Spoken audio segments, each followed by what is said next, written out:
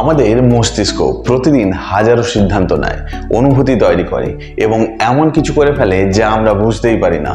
মনোবিজ্ঞান বলছে এমন কিছু বিষয় আছে যা জানলে আপনি নিজেকে নতুন করে চিনবেন। লক্ষ্য প্রকাশ করলেই বিপদ।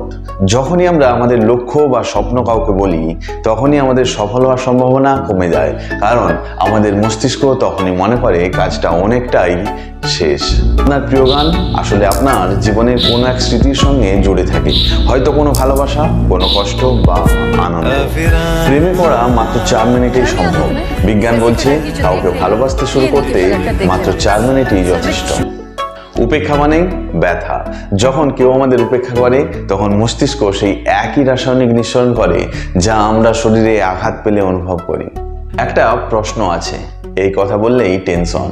যখন কেউ বলে তোমাকে একটা প্রশ্ন করতে চাই, তখনই আমাদের মস্তিষ্ক দ্রুত খুঁজতে থাকে সাম্প্রতিককালে আমরা কোন ভুলটা করে ফেলেছি। হাস্যরসের মানুষ কষ্ট বেশি সহ্য করতে পারে। যারা বেশি হাসে তারা মানসিক কষ্ট অনেক বেশি সহ্য করতে পারে।